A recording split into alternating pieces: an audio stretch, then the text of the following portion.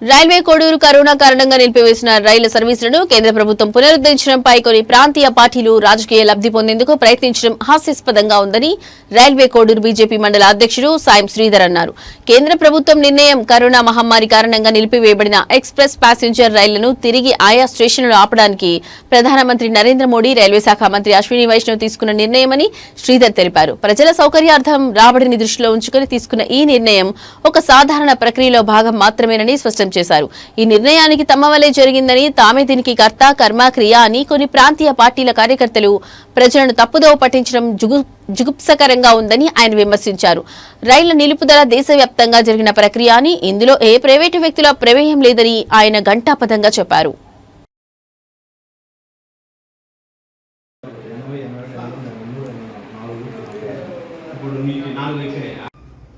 అందరికీ నమస్తే. ఈరోజు రైల్వే కోడూరు భారతీయ జనతా పార్టీ కార్యాలయంలో పత్రికా సమావేశం నిర్వహించడానికి గల కారణం, గత 2 రోజులుగా మనం చూస్తూ ఉన్నాం పత్రికల్లో ఈ రైళ్ల నిలుపుదలకు సంబంధించి.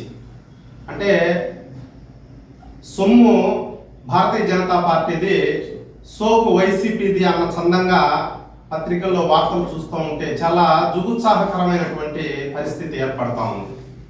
ఎందుకంటే మీ అందరికీ తెలుసు, గతంలో ఏదైతే కరోనా క్రైసిస్కు ముందు అనేక చోట్ల రైల్వే స్టేషన్లో ఎక్స్ప్రెస్ ట్రైన్స్ అయితేనేమి, ప్రయాణికుల ప్యాసింజర్స్ ట్రైన్స్ అయితేనేమి నిలుపుదల చేస్తూ ఉన్నారు.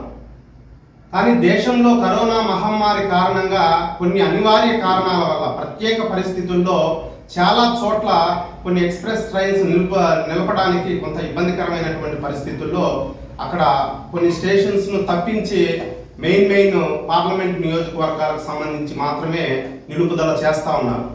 కానీ గడిచిన 3-4 సంవత్సరాలుగా ఆ పరిస్థితుల నుంచి కొంత మెరుగైనటువంటి పరిస్థితులు ఏర్పడ్డాయి. కాబట్టి మళ్ళా తిరిగి ప్రయాణికులకు అవసరాల నిమిత్తం, ప్రజల అవసరాల నిమిత్తం, ముఖ్యంగా మన ప్రధానమంత్రి వర్యులు శ్రీమాన్ నరేంద్ర మోడీ గారు, అదేవిధంగా రైల్వే శాఖ మంత్రులు శ్రీ అశ్విని వైష్ణవ్ గారు ఇది ఒక ప్రక్రియలో భాగంగా ఏదైతే గతంలో ఉన్నటువంటి స్టాపింగ్స్ ఏవైతే ఉన్నాయో కరోనా కారణంగా దాన్ని క్యాన్సిల్ చేసినటువంటి పరిస్థితుల్లో తిరిగి సమాజం మామూలు యథాస్థితికి వచ్చింది కారణంగా తిరిగి గతంలో మాదిరిగానే అన్ని స్టేషన్స్లో ప్రజలకు అందుబాటులో ఉంచాలి అన్నటువంటి దృష్టికోణంలో వారు ఇవాళ మొత్తం అన్ని స్టేషన్స్లో ఇట్లా మన కోడూరు నియోజకవర్గంలో కోడూరు, పొల్లంపేట, రాజంపేట అనేకమంటే, ఇది కేవలం ఒక రాజంపేటకో, పొల్లంపేటకో, కోడూరుకో కాదు,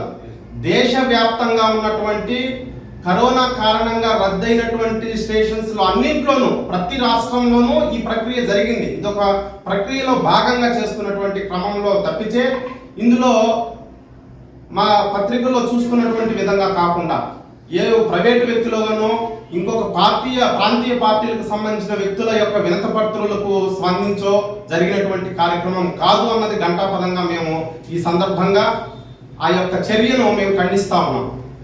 ఎందుకంటే కేంద్ర ప్రభుత్వం చాలా సుస్పష్టంగా ఏ వ్యక్తిని ఆధారంగా చేసుకోనో, ఏ ఒక్క వ్యవస్థను ఆధారంగా చేసుకోనో ఈరోజు స్పందించదు.